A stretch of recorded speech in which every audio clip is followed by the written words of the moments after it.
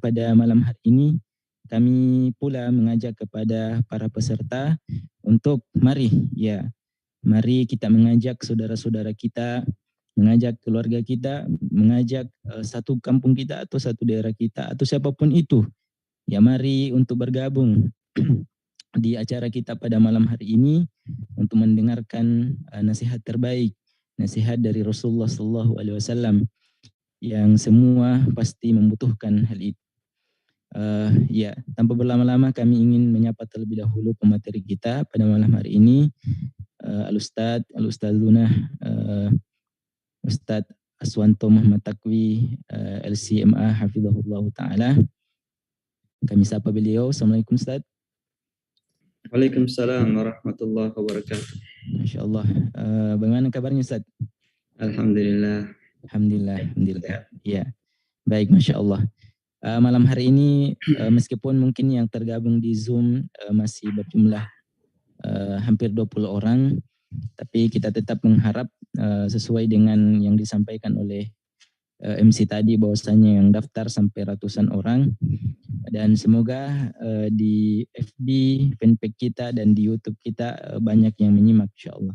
Dan kami pula sampaikan kepada para peserta untuk menyimak dengan baik karena di akhir sesi nanti kita akan tanya jawab terkait dengan materi yang diangkat pada malam hari ini. Ya, mungkin kami sebagai moderator mempersilahkan kepada pemateri kita Ustadz Aswanto Muhammad Takwi untuk membawakan materi dengan tema nasihat Rasulullah SAW untuk meraih kebahagiaan dunia dan akhirat.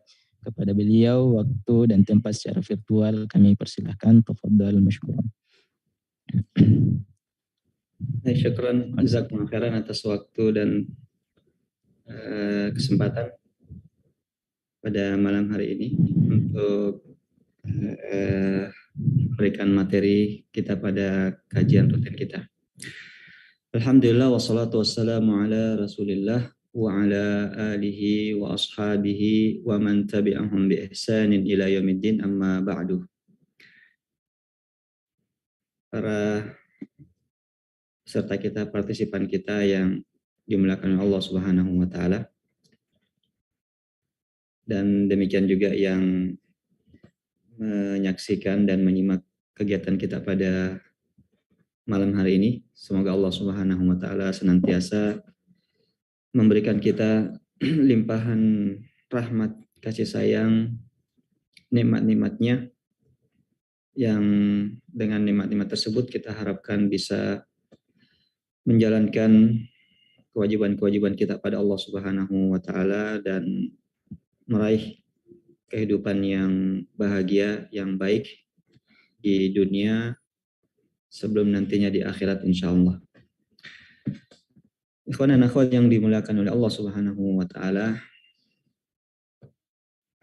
kebahagiaan ini adalah satu kata yang cukup besar, indah untuk diucapkan, namun maknanya sangat dalam. Kebahagiaan yang merupakan cita-cita, angan-angan dari setiap manusia untuk mendapatkan kebahagiaan itu tersebut. Walaupun pada hakikatnya kebahagiaan itu bukanlah tujuan pada dasarnya, pada hakikatnya dia bukan tujuan, tetapi dia adalah merupakan hasil. Dia adalah merupakan hasil dari perbuatan-perbuatan kita, sikap-sikap kita, aktivitas kita. Maka kebahagiaan itu adalah hasilnya. Dia bukan sesuatu yang berdiri sendiri ya, atau ada dengan sendirinya.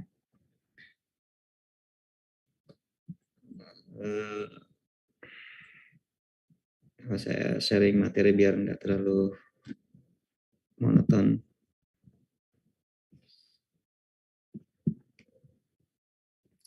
Baik, jadi namun banyak di antara manusia yang mencari kebahagiaan ini, sayangnya mereka tidak mendapatkan hakikat daripada kebahagiaan yang diangan-angankan itu.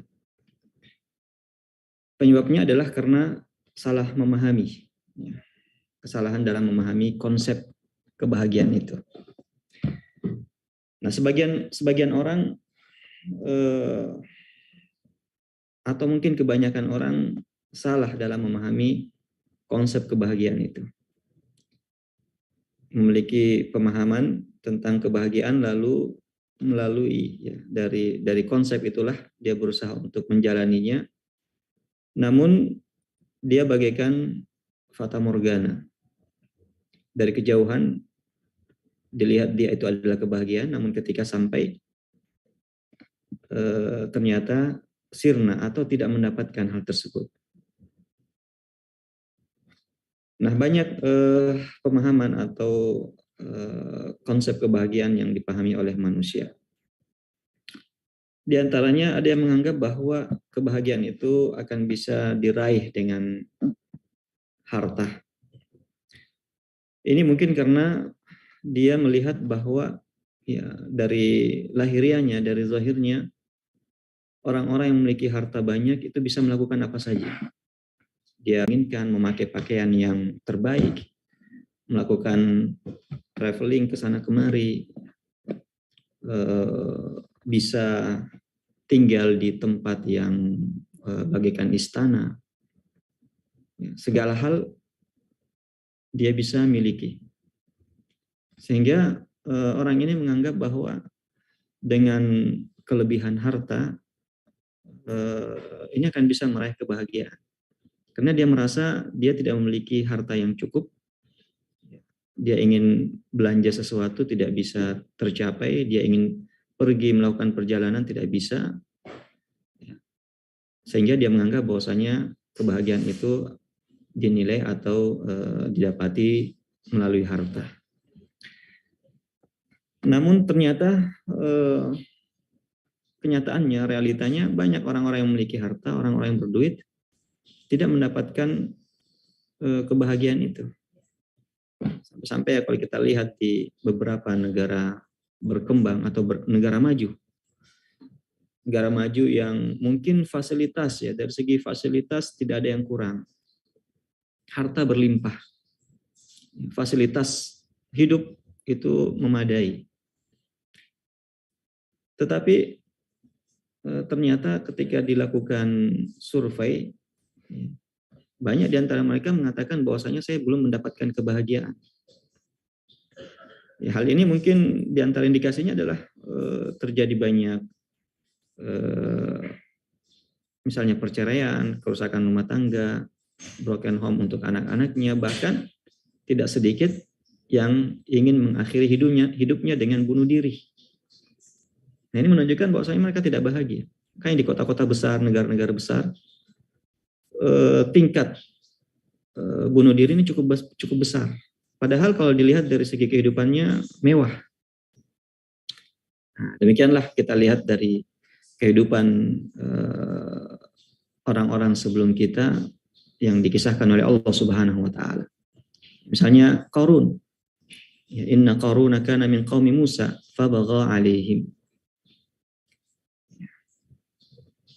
Qarun ini adalah manusia yang hidup di merupakan kaum Nabi Musa alaihissalam, ya, namun melakukan hal yang melampaui batas.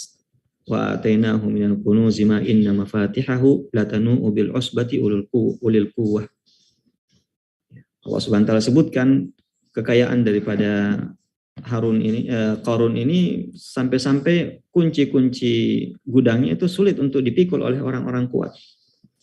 Namun kesengsaraan yang didapatkan di dunia sebelum di akhirat.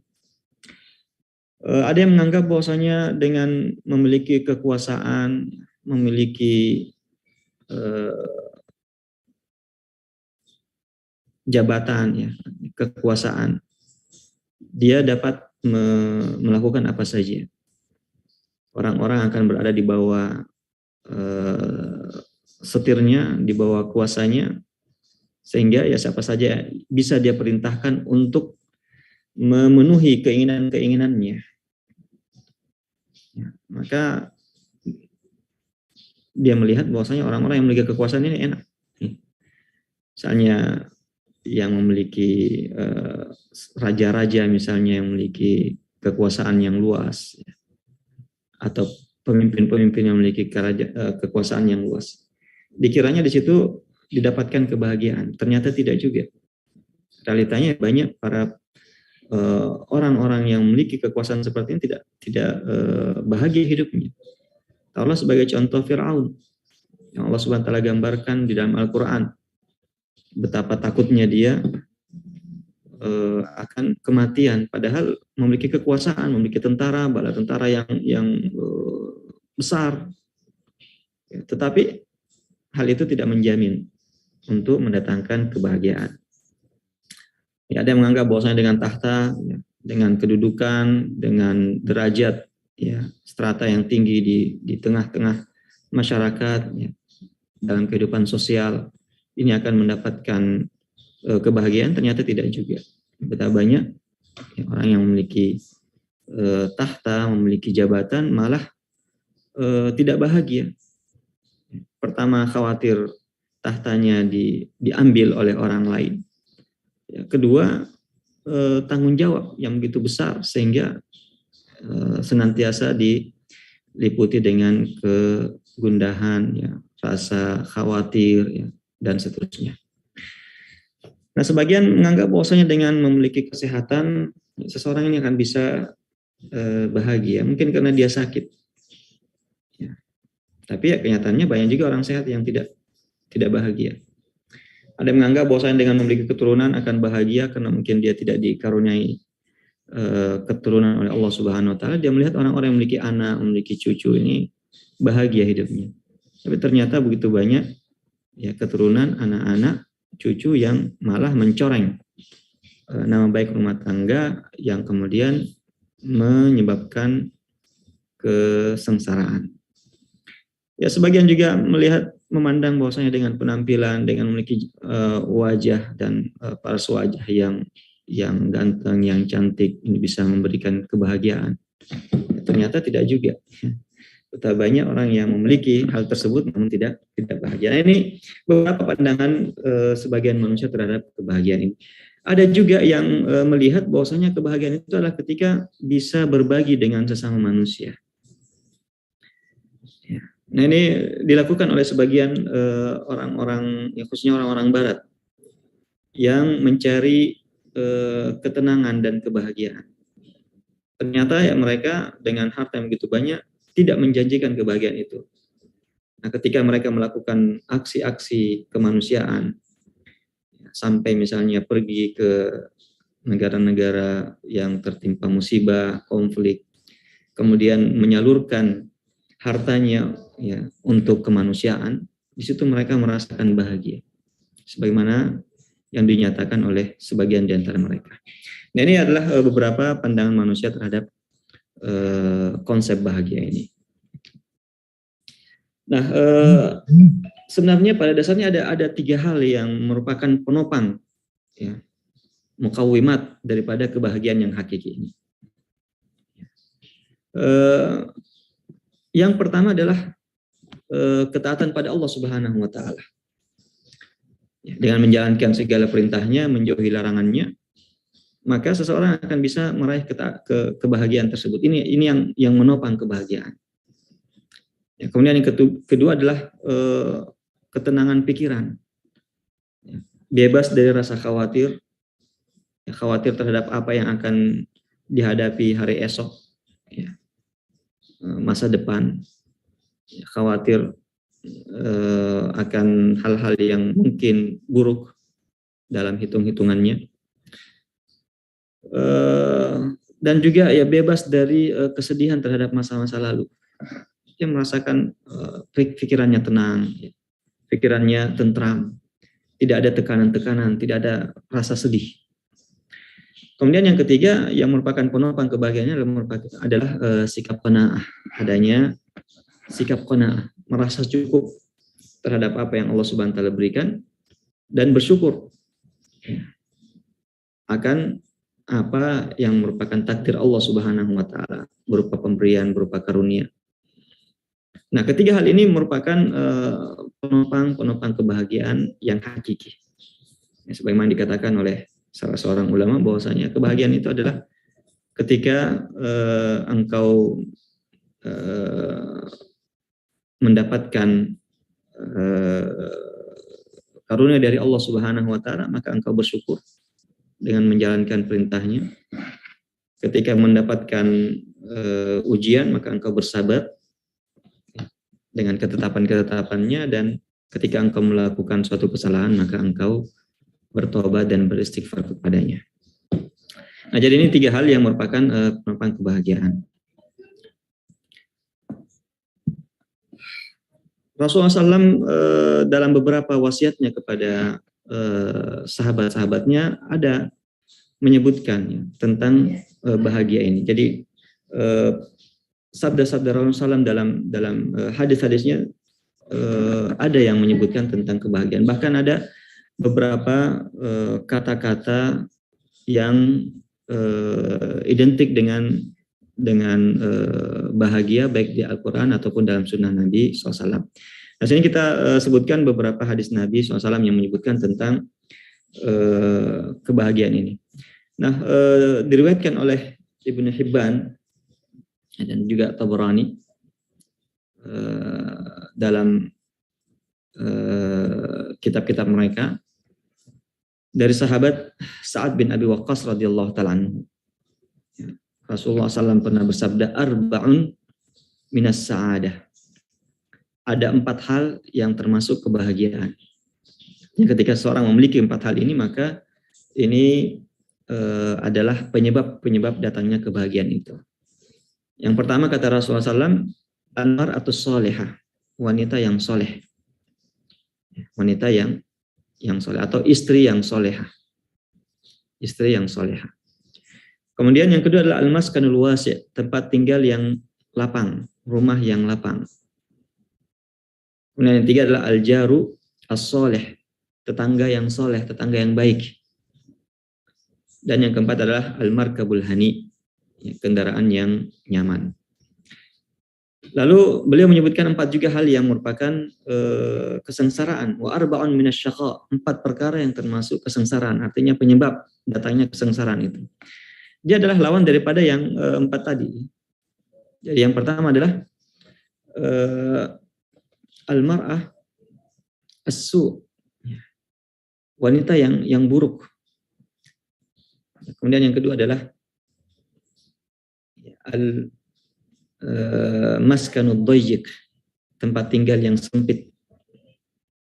Kemudian yang ketiga adalah al-jar as-su', tetangga yang jahat. Dan yang keempat adalah al-markab as-su', kendaraan yang buruk. Nah, ini beberapa perkara-perkara yang termasuk penyebab datangnya kebahagiaan itu. Artinya tidak terbatas pada 4 hal ini saja, hanya saja Rasulullah SAW menyebutkan keempat hal ini karena 4 hal inilah yang senantiasa menyertai seseorang. 4 hal inilah yang bisa dikatakan 24 jam akan menyertai seseorang, sehingga disinilah penyebab kebahagiaan itu bisa datang. Demikian juga sebaliknya penyebab kesengsaraan. Jadi yang pertama adalah istri yang solehah.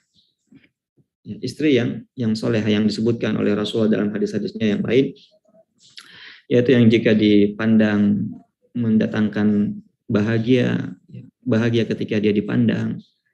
Kemudian jika diperintah dia turut.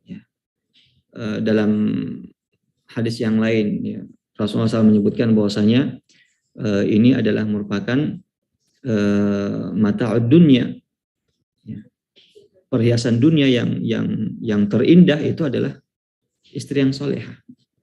Nah, seorang yang telah berkeluarga ini akan tidak terlepas dengan istrinya, senantiasa berinteraksi dengan istrinya, sehingga dengan istri yang solehah ini akan mendatangkan kebahagiaannya, di mana sang istri yang solehah ini akan senantiasa menjaga kehormatan suaminya, menjaga hartanya, amanah terhadap rumahnya, sebagaimana disebutkan oleh Rasulullah SAW bahwasanya wa almar'atu ra'iyatun fi, istri yang soleha yang senantiasa ya taat ya, terhadap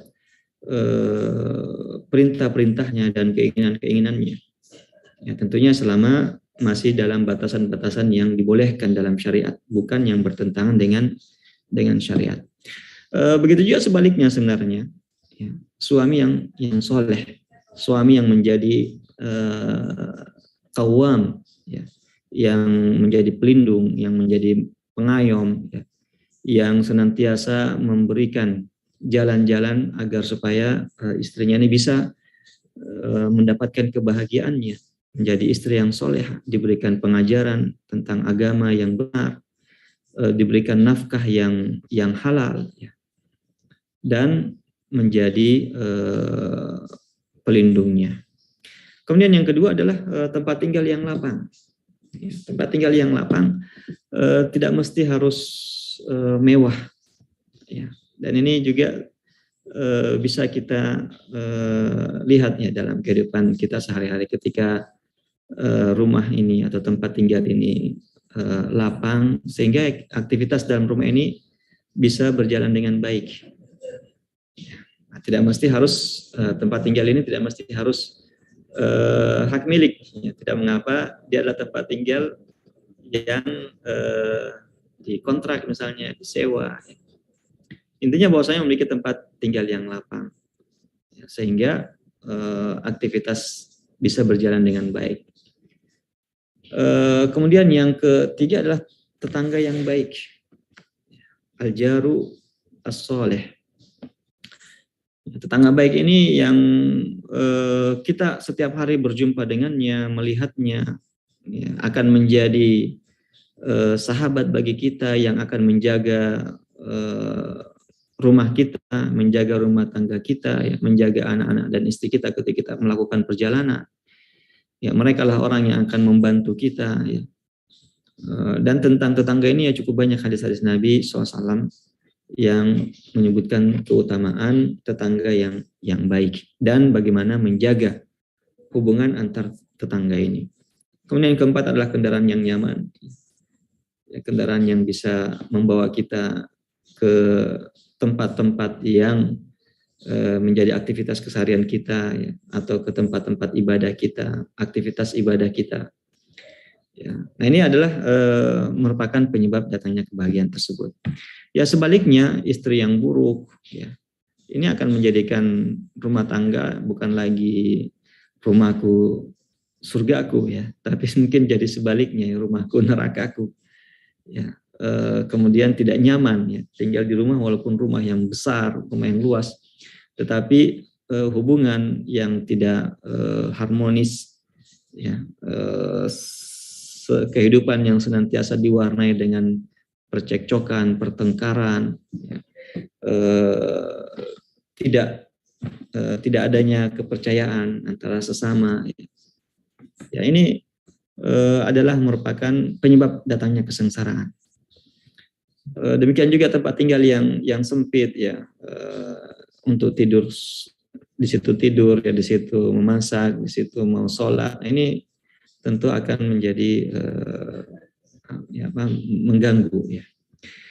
Nah, begitu juga tetangga yang jahat. Ya, tetangga yang jahat, ya, menyebabkan kita tidak nyaman hidup, ya, dan tidak merasa aman. Bisa jadi tetangga ini yang menjadi penyebab celaka dan juga bahaya bagi kita. Kemudian kendaraan yang buruk, ya, maksudnya kendaraan yang tidak nyaman, ya, mungkin kendaraan yang suka mogok-mogok, ya, atau kendaraan yang sulit, ya. Kalau pada zaman dahulu, ya, misalnya mengendarai onta, kuda, ya, ontanya tidak menurut, ya, atau mungkin saja tidak jinak yang bisa menyebabkan celaka, ya, bagi pengendaranya. Di kesempatan lain Rasulullah SAW pernah mewasiatkan salah seorang sahabatnya, Abu Dzar radhiyallahu taala anhu, di mana dalam nasihat-nasihat ini terdapat jalan-jalan dan sebab-sebab untuk bisa mendapatkan kebahagiaan itu. Ya. Nah, Abu Dzar radhiyallahu taala anhu pernah mengatakan bahwasanya Rasulullah SAW yang kekasihku pernah memberikan aku wasiat, berikan aku wasiat, 7 wasiat kepada Abu Dzar radhiyallahu taala. Wasiat yang pertama adalah supaya aku mencintai orang-orang miskin dan dekat dengan mereka. Amarani bihubbil masakin waddunu minhum. Aku diperintahkan oleh Rasulullah SAW untuk sayang, cinta kepada orang-orang miskin dan dekat dengan mereka. Nah, ini sebagaimana kita sebutkan tadi, beberapa orang yang melihat bahwasanya kebahagiaan ini bisa didapatkan dengan cara melakukan aksi-aksi sosial kemanusiaan. Nah, di sini diantaranya adalah sebagaimana disebutkan oleh Rasulullah adalah mencintai orang-orang miskin, kepada anak-anak yatim ya misalnya, sebagaimana disebutkan dalam hadis yang lain bahwasanya untuk melembutkan hati ini sehingga melahirkan rasa bahagia adalah dengan mengusap kepala anak yatim, sehingga melahirkan rasa kasih sayang yang mana inilah yang merupakan penyebab datangnya kebahagiaan. Jadi cinta kepada orang-orang miskin dan dekat dengan mereka. Sebab dengan terlalu sering bergaul dengan orang-orang kaya, orang-orang yang sombong ini bisa menyebabkan hati ini semakin keras, menjadikan hati keras dan sengsara. Kemudian yang kedua adalah kata Abu Dzar, wa amarani an anzura ila man huwa duni wala anzura ila man huwa fawqi. Beliau memerintahkanku untuk senantiasa melihat orang yang berada di bawahku dan tidak melihat orang yang berada di atas. Melihat orang-orang di bawah maksudnya dari segi penghidupan duniawinya. Kita tinggal di rumah, alhamdulillah rumah kita masih milik, masih banyak orang yang kontrak.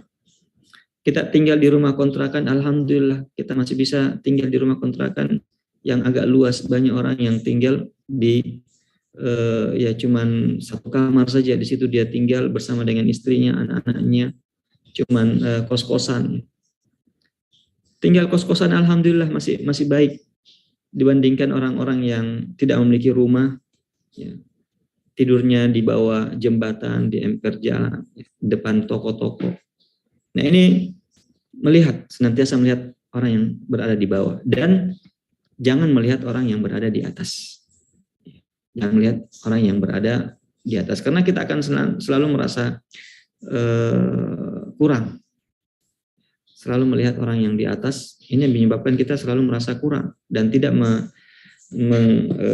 merasakan bahwasanya nikmat Allah Subhanahu wa taala kepada kita sebenarnya cukup besar dan cukup banyak. Ya. Kemudian yang ketiga, kata Abu Dzar, wa amarani an asilar rahim wa in udbirtu. Beliau memerintahkan aku agar senantiasa menyambung silaturahmi walaupun mereka berpaling dariku. Walaupun mereka berpaling dariku, berlaku kasar kepadaku, berusaha untuk memutuskan hubungan, maka kita diperintahkan untuk menyambung hubungan silaturahmi. Mungkin ada di antara keluarga, di antara saudara-saudara yang berusaha untuk menghindar dari kita dan memutuskan silaturahmi, maka kita sambung. Kita sambung sebagaimana disebutkan Rasulullah SAW bahwasanya laisal wasilu al-wasilu man idza quti'a, yang merupakan orang yang menyambung tali silaturahmi yang hakiki itu adalah yang idza quti'a, jika dia diputuskan silaturahminya wasal. dia berusaha untuk menyambungnya, berusaha untuk menyambung silaturahmi.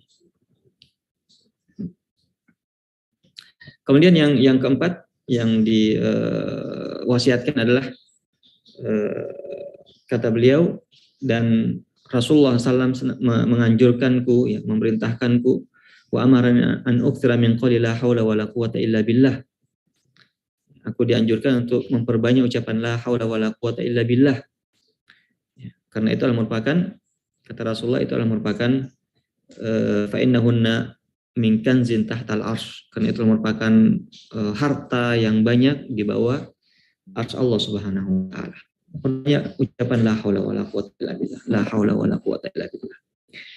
Kemudian yang kelima adalah diperintahkan, ya, an aqula al-haq, ya, untuk mengucapkan kebenaran wa in kana murran, walaupun dia pahit. Ucapkan kebenaran walaupun itu adalah hal yang pahit. Kemudian yang keenam, beliau mewasiatkanku untuk tidak takut terhadap celaan orang yang mencela dan berdakwah kepada Allah Subhanahu wa taala. Ya, kita berdakwah kepada Allah Subhanahu wa taala, mungkin saya dicela, mungkin saya diejek, mungkin saya dicibir atau sampai dibully, maka tidak merasa terganggu, tidak peduli dengan gangguan-gangguan tersebut selama itu adalah menyuruh kepada kebenaran. Kemudian yang terakhir yang diwasiatkan adalah beliau melarang aku agar tidak meminta-minta sesuatu pun kepada manusia, yang senantiasa merasa cukup, merasa zuhud terhadap apa yang dimiliki oleh manusia, ya, maka ini akan mendatangkan kecintaan manusia kepada kita. Izhad fima indan nas, ya, yuhibbukan nas. Izhad fima fi aidin nas yuhibbukan nas. Merasa zuhud, tidak tamak terhadap milik orang, apa yang dimiliki oleh orang lain, maka orang-orang akan cinta kepadamu. Ketika orang cinta kepadamu, ini akan bisa mendatangkan kebahagiaan. Ini beberapa wasiat Abu Dzar kepada wasiat Rasulullah SAW kepada Abu Dzar radhiyallahu ta'ala anhu, yang mana wasiat ini sangat syarat, ya, terhadap sebab-sebab datangnya kebahagiaan. Nah, dengan demikian kebahagiaan ini sebenarnya cukup banyak penyebab-penyebabnya. Ya. Disebutkan oleh Syekh Abdurrahman As-Sa'di beberapa penyebab-penyebab datangnya kebahagiaan tersebut, yang berdasarkan nas-nas dari Al-Quran dan juga sunnah-sunnah Nabi Sallallahu Alaihi Wasallam. Nah, di sini akan kita sebutkan beberapa penyebab-penyebab tersebut yang disebutkan oleh Syekh Sa'di dalam kitabnya Al-Wasail Mufidah, Il-Hayatis Sa'idah, ya, sebab-sebab langkah-langkah untuk bisa mendapatkan kehidupan yang bahagia. Ada beberapa yang disebutkan oleh beliau dalam kitabnya tersebut, sebab-sebab yang bisa mendatangkan kebahagiaan. Yang paling pertama yang disebutkan adalah iman dan amal soleh. Ya, iman dan amal soleh. Sebagaimana yang disebutkan oleh Allah Subhanahu wa taala, man amila solihan min dzakarin wa unsa aw unsa wa huwa mu'minun falanuhyiyannahu hayatan thayyibah. Man amila solihan min dzakarin aw unsa, siapa yang melakukan amal soleh, baik laki-laki maupun wanita, wa huwa mu'min, dan dia beriman dalam hal tersebut, falanuhyiyannahu hayatan thayyibah, maka niscaya pasti kami akan memberikan dia kehidupan yang baik, kehidupan yang bahagia. Allah Subhanahu wa taala akan berikan dia kehidupan yang bahagia. Dalam hadisnya Nabi SAW pernah bersabda bahwasanya ajaban li amril mu'min, sungguh luar biasa dan menakjubkan urusan orang-orang beriman ini, di mana inna amrahu kullahu lahu khair. Semua kondisinya, semua keadaannya dalam kehidupannya itu adalah baik baginya. Oleh sadzalika li ahadin illa lil mu'min, dan hal itu tidak didapati kecuali orang-orang yang beriman. In asabathu sarra'u syakar fakana khairan lahu. Jika dia mendapatkan karunia nikmat, dia bersyukur, dan itulah yang terbaik. Wa in asabathu dharra sabar, dan jika dia mendapatkan kesulitan, tertimpa musibah, maka dia bersabar, fakana khairan lahu, dan itulah yang menjadi hal yang terbaik baginya. Ya, karena mau di apa kalau mendapatkan musibah, mau berontak, ya mau melakukan tindakan-tindakan yang negatif, tidak ada gunanya. Yang terbaik adalah bersabar, dan ini akan melahirkan ketenangan jiwa dan kebahagiaan. Kemudian yang kedua adalah berbuat baik kepada sesama manusia. Ini telah kita sebutkan tadi, dengan melakukan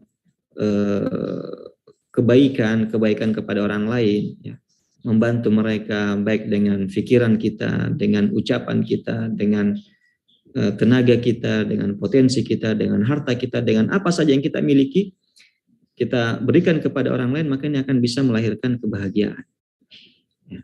Dalam Al-Quran surat An-Nisa, Allah Subhanahu wa taala menyebutkan bahwasanya la khaira fi katsirin min najwahum illa man amara bi shadaqatin aw ma'rufin aw islahin bainan nas wa man yaf'al dzalika ibtigha'a mardatillah fasawfa nu'tihi ajran 'azima. Ya, bahwasanya mengajak kepada untuk bersedekah, untuk berbuat kebaikan, mendamaikan antara dua orang, ya. Dan jika hal tersebut dilakukan, maka Allah Subhanahu wa taala akan memberikan dia kebaikan yang sangat besar. Ya, di antaranya memberikan kebahagiaan dalam kehidupannya. Allah Subhanahu wa taala juga menyebutkan, ya, dalam surat Qasas, ya, dalam kisah Qarun yang telah kita sebutkan tadi, Allah Subhanahu wa taala menyebutkan wa bataghi fima ataqallahu darul akhir wa la tansa nasibaka minad dunya, ya, wa ahsin kama ahsanallahu ilaik. Ya, wa ahsin kama ahsanallahu ilaik. Dan berbuat baiklah, maksudnya kepada sesama, sebagaimana Allah Subhanahu wa taala berbuat baik kepadamu. Jadi kita lihat bahwasanya cukup banyak kebaikan-kebaikan yang Allah berikan kepada kita. Allah berikan pada kita harta, Allah berikan pada kita kesehatan, Allah Subhanahu wa taala berikan kita rezeki. Maka sebagaimana Allah berbuat baik pada kita, kita juga berbuat baik kepada orang lain. Maka semakin banyak kebaikan-kebaikan kita pada orang lain, kebaikan-kebaikan Allah Subhanahu wa taala akan semakin banyak diberikan kepada kita, dan kebaikan yang sangat luar biasa ini adalah kebahagiaan tersebut. Kemudian yang ketiga adalah menyibukkan diri dengan hal yang bermanfaat, baik itu pekerjaan atau ilmu, aktivitas. Intinya adalah sibukkan diri dengan hal-hal yang bermanfaat. Sibukkan diri dengan hobi-hobi dan pekerjaan yang bermanfaat. Betapa banyak orang yang melakukan suatu pekerjaan bukan atas paksaan, tapi pekerjaan yang memang adalah hobinya, pekerjaan yang sejalan dengan jiwanya, ya, dan potensinya, bukan di bawah tekanan, bukan paksaan. Ya. Ketika dia melakukan aktivitas tersebut, ya, dia akan merasakan bahagia, merasa tenang, merasa nyaman. Ya. Sehingga ketika dia melakukan hal tersebut, bisa saja dia lupa dengan kesengsaraan atau lupa dengan kesulitan-kesulitan yang dihadapinya. Ketika dia sibuk, asik melakukan kegiatan tersebut, dia melupakan segala hal yang mungkin kekurangan-kekurangan bagi dirinya. Ya, betapa banyak kita lihat orang yang sibuk dengan misalnya menuntut ilmu, sehingga ya terkadang dia lupa untuk makan, terkadang dia dalam kondisi yang mungkin sangat terbatas, namun dia merasakan kenikmatan ketika melakukan hal tersebut. Demikian juga orang yang melakukan aktivitas pekerjaan, ya, yang memang sesuai dengan keinginannya, bukan atas paksaannya, ini akan menyebabkan dia merasa bahagia melakukan aktivitas tersebut, dan bisa saja dia lupa dengan kondisinya yang mungkin banyak hal yang masih kurang. Kemudian yang keempat yang disebutkan untuk bisa meraih kebahagiaan tersebut adalah fokus pikiran kita terhadap pekerjaan hari ini. Ya. Hilangkan kekhawatiran terhadap apa hari esok. Ya. Dan tidak perlu lagi meratapi dan sedih terhadap apa yang sudah terjadi kemarin-kemarin. Artinya kita pikirkan apa yang bisa kita lakukan pada hari ini. Apa yang bisa kita dapatkan, manfaat apa yang bisa kita buat pada hari ini. Tidak perlu terlalu khawatir dengan besok ini belum terjadi. Bagaimana kalau besok terjadi begini, bagaimana kalau gini, khawatir terjadi gini, khawatir terjadi itu. Hilangkan, ya, perasaan-perasaan khawatir dan ketakutan yang seperti itu ya. Karena ini akan menghantui kalau ini jadi bahan yang selalu dipikirkan, ini akan bisa merusak kehidupannya. Dia akan selalu merasa khawatir, merasa takut, ya. Tidak tenang, ya. Begitu juga hal-hal yang sudah terjadi, ya tidak perlu diratapi. Hal-hal yang sudah terjadi dan sudah lewat, ya musibah-musibah, ya, kematian, kerugian dan seterusnya, maka tidak perlu bersedih dengan sesuatu yang sudah Allah Subhanahu wa taala takdirkan, ya. Yang kita perlu lakukan adalah hari ini apa yang bisa kita lakukan yang terbaik. Ya, kalau yang lalu-lalu itu adalah merupakan kekurangan, bagaimana kita menutupi kekurangan tersebut. Tentang hari esok, Allah Subhanahu wa taala yang telah menakdirkan bagaimana kita membangun, ya, hari ini, ya, untuk nanti Allah Subhanahu wa taala mudahkan hari-hari esok kita. Kemudian yang berikutnya, yang kelima adalah memperbanyak zikir pada Allah Subhanahu wa taala. Ala bizikrillah tatma'innul qulub. Ketahuilah bahwasanya dengan banyak berzikir pada Allah Subhanahu wa taala ini akan bisa menjadikan jiwa ini tenang, menjadikan hati ini tenang. Sebagaimana kita sebutkan tadi, kebahagiaan itu pada hakikatnya adalah ketenangan jiwa, ketenangan pikiran, merasa nyaman tanpa ada tekanan-tekanan. Maka hal ini bisa dilakukan dengan dihasilkan dengan banyak berzikir pada Allah Subhanahu wa taala. Ya, memperhatikan, ya, kebesaran ciptaan Allah Subhanahu wa taala. Baik, yang berikutnya adalah memandang orang yang lebih susah daripada kita, sebagaimana disebutkan tadi wasiat Rasulullah kepada Abu Dzar, ya, dan wasiat Rasulullah secara umum kepada umatnya. Beliau pernah bersabda bahwasanya undur ila man huwa asfala minkum wa la tandur ila man huwa fawqakum fa huwa ajdaru alla tazdaru ni'matallahi 'alaikum. Pandanglah selalu orang yang di bawahmu, maksudnya dari segi duniawi, dari segi penghidupan duniawi, dan jangan selalu lihat ke atas, ya. Jangan selalu lihat ke atas, karena dengan melakukan hal tersebut, fa huwa ajdaru alla tazdaru ni'matallahi 'alaikum, ini akan bisa menyebabkan kita senantiasa mensyukuri nikmat Allah Subhanahu wa taala. Sekecil apapun nikmat yang Allah berikan pada kita, kita akan senantiasa bersyukur, mensyukurinya. Ya. Kalau kita ingin bandingkan dengan orang yang tidak mendapatkan karunia tersebut, bahkan musibah-musibah yang menimpa kita, kita bersabar, ya, dan kita bersyukur bahwasanya musibah ini tidaklah begitu berat dibandingkan misalnya si fulan, dibandingkan si anu, dibandingkan di luar sana yang kehidupannya sangat sulit. Ya. Kita alhamdulillah misalnya di negeri kita aman, tidak terjadi peperangan. Kita melihat negara-negara yang sekarang ini dilanda konflik dan peperangan, betapa sengsara kehidupan mereka. Kita alhamdulillah, kita melihat orang yang lebih susah daripada kita. Kemudian yang ketujuh adalah bersandar dan bergantung hanya kepada Allah Subhanahu wa taala. Ya, ketika kita hanya bergantung dan bersandar hanya kepada Allah Subhanahu wa taala, ini akan bisa memberikan kita ketenangan jiwa. Kita tidak bergantung pada manusia yang mungkin mengecewakan kita. Kita tidak bergantung pada kemampuan kita yang mungkin suatu saat kita lemah, suatu saat kita lupa, suatu saat kita miskin. Tapi senantiasa bergantung pada Allah Subhanahu wa taala. Sebagaimana yang Allah Subhanahu wa taala sebutkan, "Wa man yatawakkal 'ala Allah fa huwa hasbuh." Siapa yang bertawakal, bergantung pada Allah Subhanahu wa taala, maka Allah akan berikan dia kecukupan. Allah Subhanahu wa taala akan berikan dia kecukupan.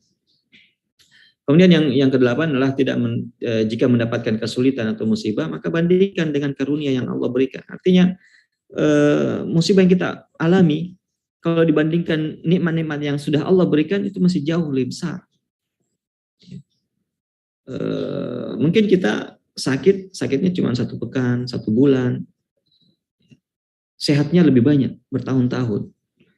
Kita merasa kesulitan yang mungkin hanya beberapa waktu saja, tapi karunia yang Allah Subhanahu wa taala berikan itu jauh lebih besar. Jadi ketika mendapatkan kesulitan, musibah, langsung melihat bahwasanya cukup banyak ya dibandingkan dengan musibah ini. Ternyata kalau mau ditimbang-timbang, diukur ya, dibandingkan, lebih banyak karunia yang Allah Subhanahu wa taala berikan kepada kita dan kemudahan-kemudahan yang ada pada kita.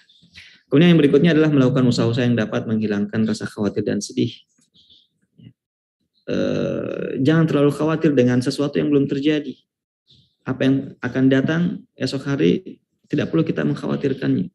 Buatlah usaha-usaha bagaimana bisa menjaga diri kita, yang bisa kita menghindari kekhawatiran-kekhawatiran tersebut. Demikian juga kesedihan-kesedihan yang tidak perlu kita meratapi apa yang telah terjadi. Ya, kalau adalah keburukan, mari kita perbaiki. Ya, kalau dia adalah kesalahan, kita bertobat pada Allah Subhanahu wa taala. Kalau dia adalah suatu musibah, maka itu adalah takdir Allah yang sudah lewat. Ya. Fokus untuk memperbaiki diri di hari ini.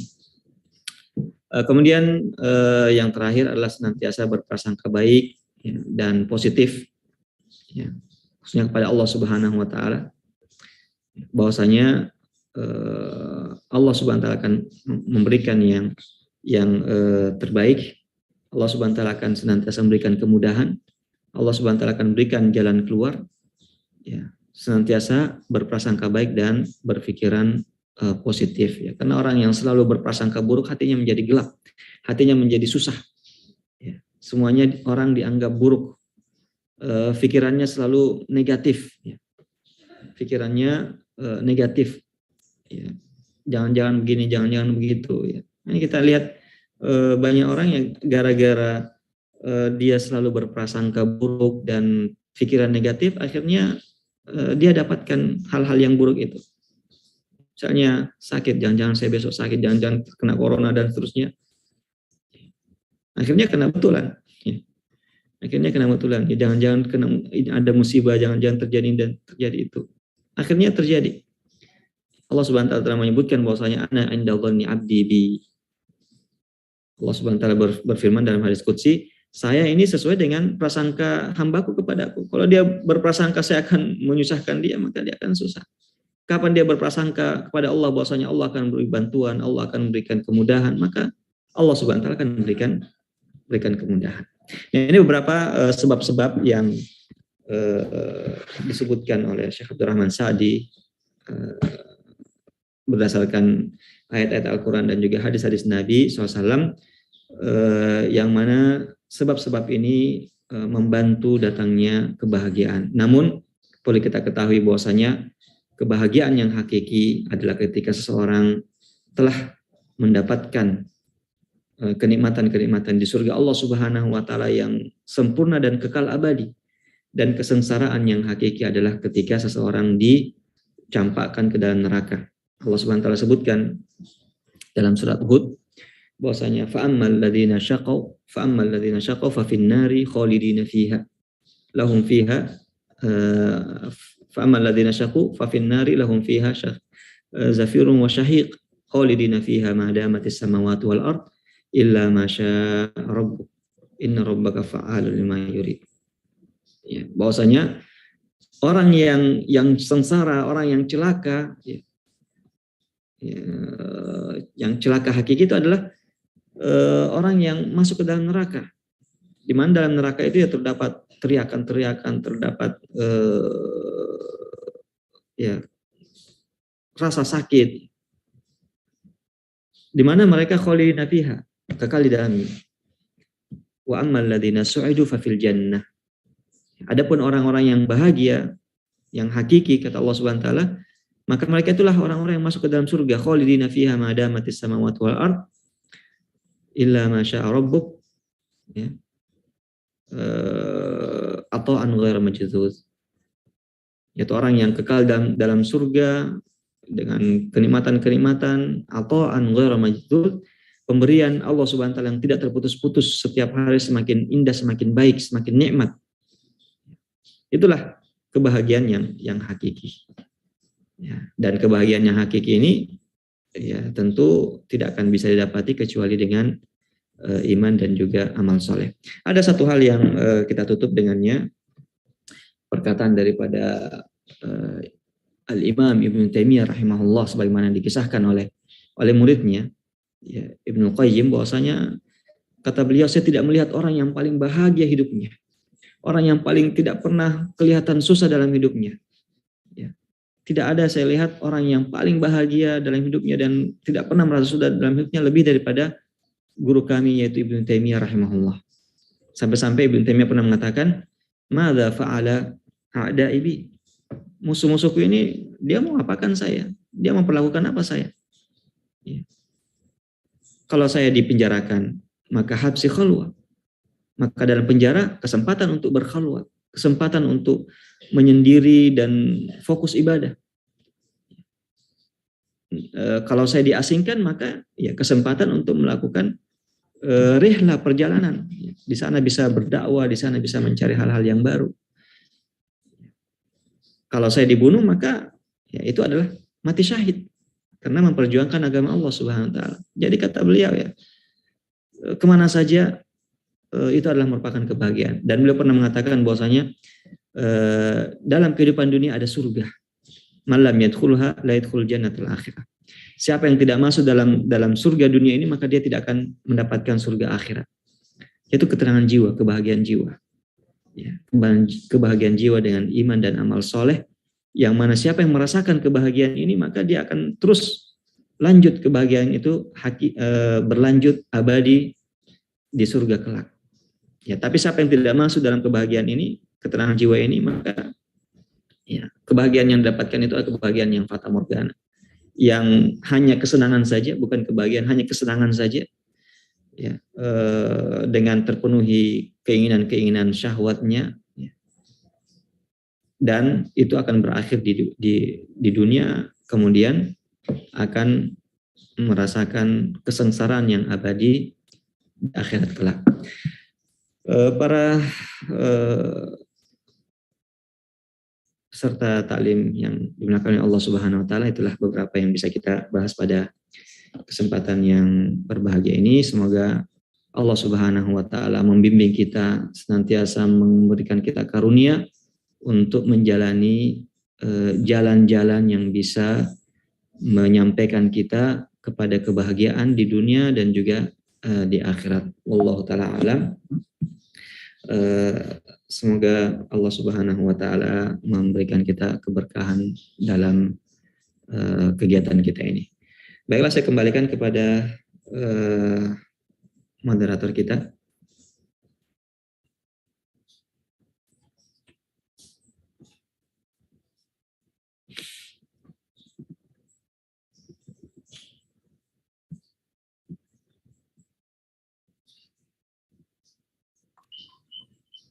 Ya, baik.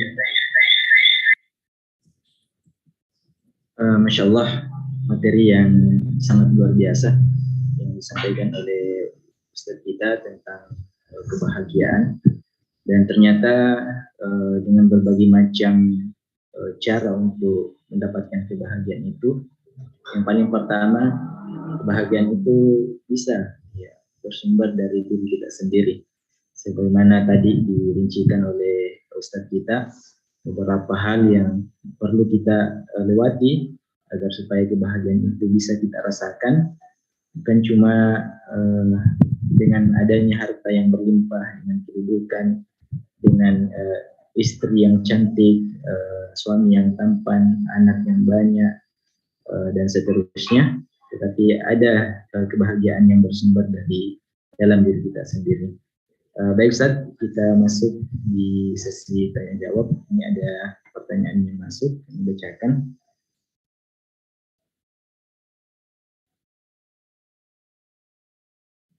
Ya, Afwan bertanya terkait Allah sesuai dengan prasangka hambanya. Ketika kita berprasangka baik, maka Allah akan berikan kebaikan, dan sebaliknya. Ya. Bagaimana jika kita memiliki harapan dan kita berprasangka baik kepada Allah, bahwa Allah pasti akan memberikan apa yang kita harapkan. Namun terkadang ada muncul was-was dalam diri bahwa kita harapkan itu terlalu tinggi. Kita tidak pantas bisa sampai di tahap itu. Artinya mendapatkan harapan tersebut. Sehingga kadang kita berputus asa. Apa yang mesti kita lakukan jika kita menghadapi situasi yang seperti itu, Ustaz? Ya, silakan, Ustaz. Baik, jadi sebagaimana kita sebutkan tadi dan disebutkan oleh penanya kita, firman Allah Subhanahu wa taala dalam hadits qudsi, ana inda dhanni 'abdi bi. Saya ini sesuai dengan prasangka hambaku. Kita sebagai hamba Allah Subhanahu wa taala meyakini bahwa Allah maha luas karunia-Nya. Dan Allah la yu'jizuhu syai'un fil ardi wala fis sama. Tidak ada sesuatu yang bisa menghalangi Allah, mengalahkan Allah. Allah tidak terhalangi untuk melakukan apa saja. Tidak ada yang bisa menghalangi Allah baik di langit maupun makhluk yang ada di bumi. Ini harus kita yakini bahwasanya Allah Subhanahu wa taala Maha ala kulli syai'in qadir. Mampu melakukan apa saja yang Allah kehendaki. Dan yang kedua, bahwasanya sebagaimana yang disebutkan oleh Rasulullah SAW, idza sa'altumullaha fas'aluhul firdausal a'la. Jika engkau minta kepada Allah, maka mintalah surga yang paling tertinggi. Ya, minta surga yang paling tertinggi, artinya minta kepada Allah, enggak usah canggung, enggak usah segan-segan. Enggak usah mengatakan enggak enak terlalu banyak saya minta sama Allah. Ya. Tidak enak nanti bikin susah Allah. Tidak ada, Allah Subhanahu wa taala memiliki segalanya. Ya. Minta yang tertinggi, minta yang terbaik. Ya. Minta yang terbaik pada Allah Subhanahu wa taala. Ini yang kedua. Yang ketiga, perlu kita bedakan antara harapan dan angan-angan. Ada dua ini, ada angan-angan, ada harapan. Angan-angan adalah menginginkan sesuatu tanpa ada usaha. Itu namanya angan-angan. Harapan adalah ada usaha. Menginginkan sesuatu tapi disertai dengan usaha. Sehingga ada yang diharapkan. Ada yang diharapkan. Nah, jadi yang terpuji itu adalah harapan. Ya, angan-angan ini ya paling cuman mimpi saja. Ya. Cuman berhayal saja namanya. Ya, saya berhayal ingin punya gini tapi tidak ada usaha. Ya, maka ini cuman angan-angan saja.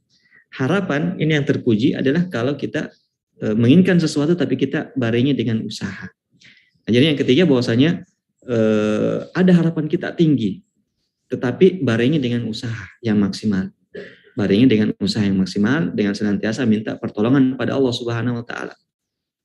Kemudian yang keempat yang perlu kita ketahui di sini catatannya adalah bahwa betapa banyak yang kita tidak minta Allah kasih. Maka kalau ada yang kita minta Allah tidak kasih, berarti itu belum cocok untuk kita. Atau belum waktunya. Tinggal tunggu waktu, atau mungkin ada yang lebih baik yang Allah ingin berikan pada kita. Jadi banyak sekali yang kita tidak minta kepada Allah Subhanahu wa taala, kita dikasih. Ya, maka jangan khawatir ketika kita minta Allah tidak kasih, itu mungkin saja dan pasti tidak cocok untuk kita, atau mungkin saja itu bisa mendatangkan mudarat bagi kita, atau belum waktunya. Sabar saja, akan datang waktunya. Ya. Nah, jangan sampai kita ingin, ya, tanda kutip, sebagaimana kata orang, ya, ingin mendahului takdir Allah, ya, dengan melakukan hal-hal yang tidak pantas, ya. Ingin tergesa-gesa meraih hal tersebut, namun dengan cara yang tidak pantas. Jadi ini 4 hal yang mungkin perlu untuk kita renungkan tentang harapan dan cita-cita tersebut. Allah Ta'ala.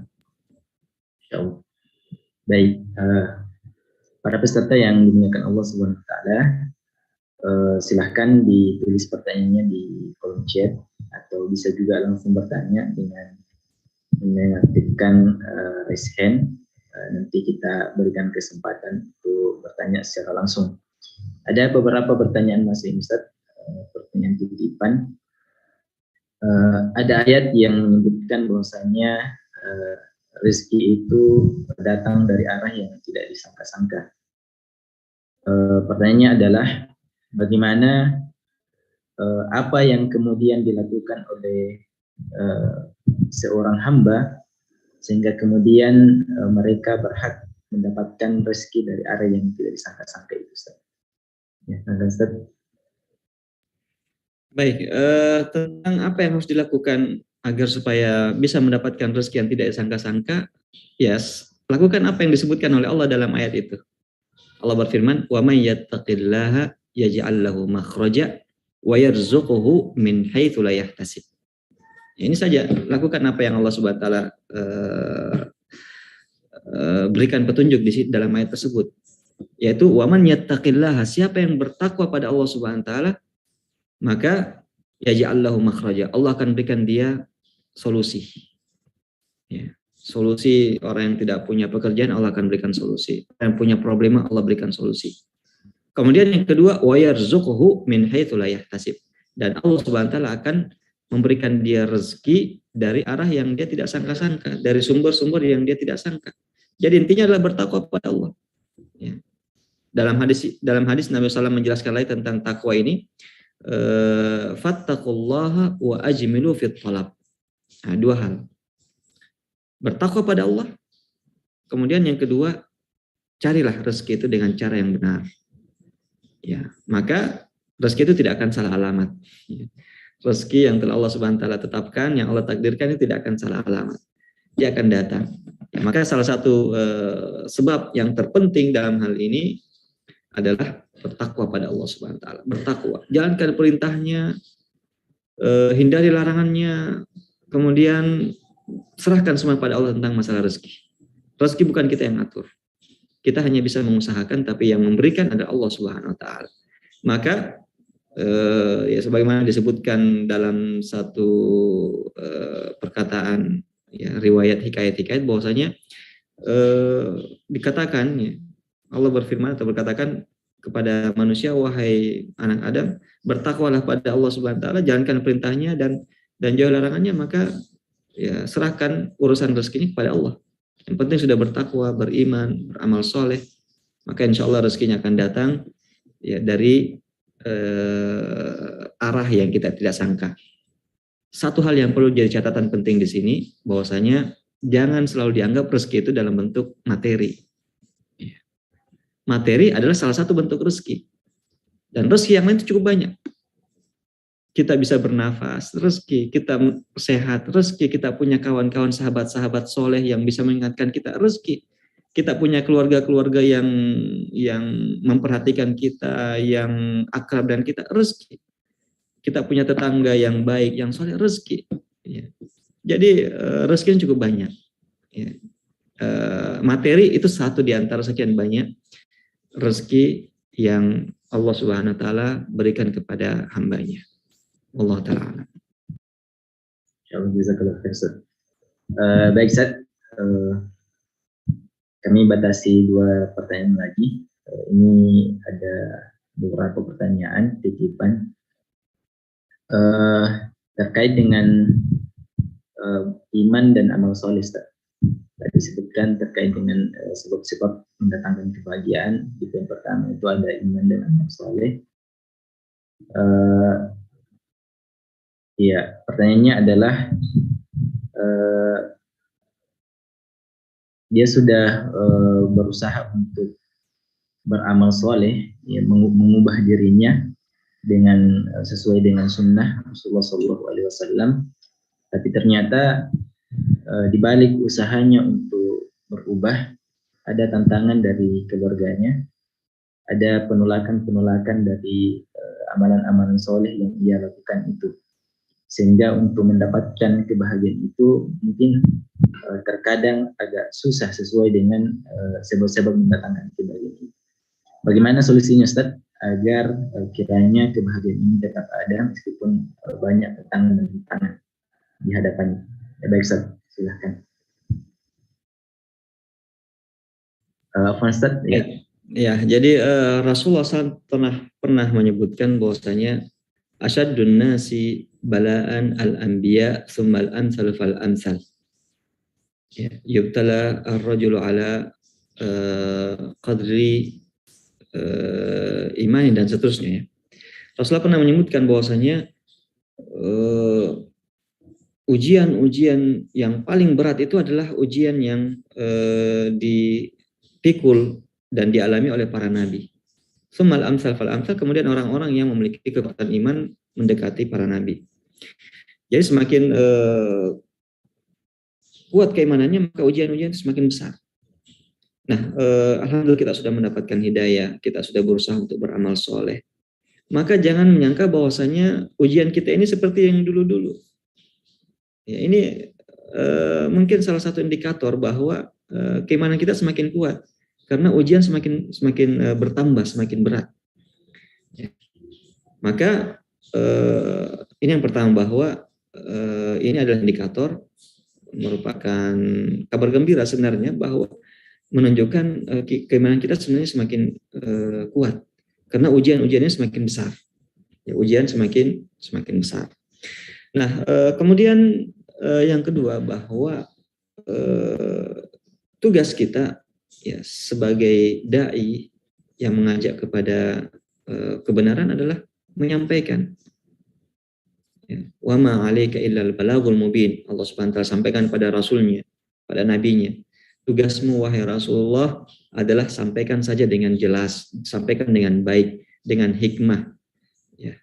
Sisanya tentang hidayah Allah Subhanahu wa taala yang atur. Sampai-sampai Allah Subhanahu wa taala sebutkan kepada Rasulullah secara khusus, innaka la tahdi man ahbabta. Wahai Rasulullah, wahai Muhammad, engkau tidak mampu memberikan hidayah kepada siapa yang engkau kehendaki, yang kau cintai. Orang terdekat sekalipun tidak mampu untuk kau berikan hidayah. Walakinna Allah yahdi man yasha, dan Allah yang memberikan hidayah kepada siapa yang Allah kehendaki. Maka dari yang kita sebutkan tadi, pertama adalah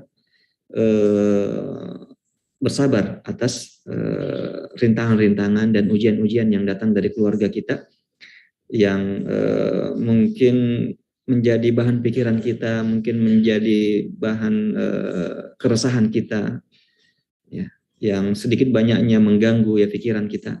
Kita telah sebutkan tadi bahwasanya di antara penopang kebahagiaan ini adalah pikiran ini perlu untuk kita bersihkan. Pikiran ini jangan kita kita berikan ketenangan pada pikiran kita ini kalau kita ingin mendapatkan kebahagiaan. Nah, mungkin sedikit banyaknya ini mengganggu, ya, sedikit banyak mengganggu. Maka hilangkan pikiran-pikiran itu, bahwasanya itu tadi tugas kita adalah menyampaikan. Yang kedua adalah yang memberikan hidayah itu bukan kita. Yang memberikan hidayah adalah Allah Subhanahu wa taala. Kemudian yang pertama yang kita sebutkan tadi, yang paling awal adalah ketahuilah ini adalah konsekuensi keimanan. Konsekuensi keimanan kita, semakin kuat keimanan kita berarti semakin banyak nanti ujian-ujian yang kita hadapi. Tidak akan sama ujian yang kita hadapi setelah kita mendapatkan hidayah, tambahan hidayah, dengan ya waktu awal ya yang mungkin kita belum mendapatkan hidayah. Nah, maka jadikan ini sebagai lahan pahala kita ya, dengan menyampaikan kebenaran, kebaikan-kebaikan, dan senantiasa bersabar terhadap perlakuan dan sikap yang mungkin kurang berkenan ya, dan kembalikan semua itu kepada Allah Subhanahu wa taala. Ya, semoga Allah Subhanahu wa taala bisa memberikan hidayahnya kepada orang-orang yang kita cintai. Allah taala. Ya, baik. Terakhir, pertanyaan terakhir yang kami sampaikan, Ustaz. Di sini ya terkait dengan kebahagiaan, untuk meraih kebahagiaan dunia akhirat, apakah dipengaruhi oleh kualitas ilmu? Dan seperti itu, Ustaz. Dipengaruhi oleh apa? Kualitas ilmu. Kualitas ilmu, ya. Baik, jadi semuanya ada penyebabnya. Kita ingin beramal soleh ya, dan beriman, tentu jalannya adalah dengan ilmu. Karena kita tidak mengetahui mana yang iman dan mana yang ilmu, mana yang amal soleh, kecuali dengan informasi ilmu tersebut. Ya, kecuali dengan ilmu. Allah Subhanahu Wa Taala telah pernah menyebutkannya tentang nabinya, ya, bahwa wa kadzalika auhayna ilaika ruham min amrina. Demikianlah kami mewahyukan kepadamu ruh dari kami, yaitu ilmu ini, yaitu tentang Al-Quran dan isi Al-Quran, tentang ilmu. Karena dialah informasi dan ilmu ya dalam Al-Qur'an. Ma kunta tadri mal kitab walal iman. Sebelumnya wahai Muhammad, wahai Rasulullah, kamu tidak tahu mana itu kitab suci, mana itu iman, mana itu amal soleh, mana ya. Tidak tahu sebelumnya. Walakin ja'alnahu nuran. Ya, namun Allah Subhanahu wa taala menjadikan ya itu sebagai nur, sebagai penerang ya, yang menerangi jalan Rasulullah SAW. Jadi tentang iman, tentang amal soleh kita tidak bisa mengetahui kecuali dari jalan ilmu, yang mana sumber daripada ilmu amal soleh dan iman ini adalah Al-Quran dan juga sunnah Nabi SAW. Jadi memang sangat berpengaruh, ya, sangat berpengaruh iman dan amal soleh itu dengan ilmu, karena seseorang tidak akan bisa sampai kepada amalan yang benar hanya dengan perasaan, ya, hanya dengan perasaan, tetapi harus berdasarkan ilmu yang benar, ilmu yang sahih ya, dari Rasulullah SAW yang kemudian dijelaskan dan dijabarkan oleh para ulama kita. Nah, jadi ini adalah merupakan jalan, ya, merupakan asbab jalan sehingga kita bisa beriman dan beramal soleh. Nah, wallahu ta'ala. Ya, Masya Allah. Jazakallah khairan Ustaz. Alhamdulillah. Meskipun masih ada beberapa pertanyaan karena waktu yang membatasi kita target sampai 21.30 waktu Indonesia Tengah. Apatah lagi ini adalah ya malam Ahad yang perlu dimaksimalkan adalah ibadah dan istirahat kita. Jadi kami sampaikan kepada para peserta sekalian, mari kita mempergunakan ya, peluang untuk meraih kebahagiaan itu. Ya, melalui materi-materi yang disampaikan oleh Ustadz kita tadi, ternyata banyak sekali cara-cara yang bisa kita tempuh untuk mendapatkan kebahagiaan itu, kebahagiaan dunia dan akhirat tentunya. Dan tentu lewat ya kebahagiaan itu ada konsekuensi. Ya, tadi disebutkan sangat beberapa ya yang perlu kita persiapkan dari dalam diri kita agar kebahagiaan itu betul-betul ada, betul-betul bisa kita raih, bukan cuma dirasakan saja di dunia, tapi insya Allah di akhirat kelak Allah memasukkan kita di dalam surganya. Termasuk meminta doa, ya berdoa kepada Allah yang banyak sekali kaum muslimin yang keliru terkait dengan permintaan harapan kepada Allah SWT, sehingga banyak juga yang membatasi harapan-harapan mereka karena dalam tanda kutip anggapan mereka terlalu banyak, mungkin banyak juga ditolak. Jadi ini mungkin persepsi yang keliru ya, sampai dikatakan mintalah yang paling tinggi ya, surga Firdaus insyaallah. Alhamdulillah kita sudah berada di ujung kegiatan pada malam hari ini. Kami ucapkan syukran wa jazakallahu khairan kepada guru kita, Ustadz kita, Ustadz Aswanto Muhammad Taqwi, yang sudah memberikan taujihat, nasihat yang Masya Allah begitu kita butuhkan dalam kehidupan kita ini, karena semua kita tentu menginginkan kebahagiaan, dan kita juga menginginkan kebahagiaan itu sesuai dengan apa yang telah diatur dalam syariat, apa yang telah disebutkan oleh Rasulullah SAW. Dan pula juga kami ucapkan syukran wa jazakumullahu khairan, terima kasih banyak, dan semoga Allah membalas kebaikan yang berlipat ganda kepada kita semua, kepada para peserta yang sudah hadir dalam kegiatan-kegiatan kita, baik yang di Zoom, yang di Facebook, maupun yang di YouTube. Kami ucapkan terima kasih banyak telah mengikuti kegiatan-kegiatan yang seperti ini. Kita semua menginginkan bahwa kegiatan-kegiatan seperti ini akan memberikan nasihat kepada kita semua, nasihat yang insya Allah ya akan memberikan kepada kita kebahagiaan yang sesungguhnya. Mungkin sekian ya dari kami selaku moderator pada malam hari ini. Sekali lagi ya, untuk materi kami ucapkan jazakumullahu khairan barakallahu fikum.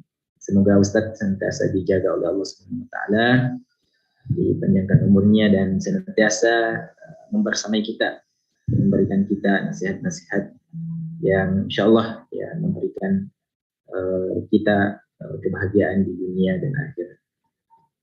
Mungkin itu saja yang bisa kita lewati pada malam hari ini. Insyaallah di hari-hari berikutnya ya akan ada kegiatan-kegiatan lain yang diselenggarakan oleh Wahda Inspirasi Zakat insyaallah, yang tentu akan mengangkat materi-materi tematik dan insyaallah materi-materi yang dibutuhkan oleh kita semua. Mungkin cukup dari kami Ustaz. Ya, barakallahu fiik. Kami tutup dengan doa kafaratul majelis. Barakallahu fiik. Asyhadu an la ilaha illa anta astaghfiruka wa atubu ilaik. Sallallahu ala nabiyyina Muhammadin walhamdulillahil alamin. Assalamualaikum warahmatullahi wabarakatuh. Syukran Ustaz. Jazakallahu khair. Syukran, jazakumullah khairan.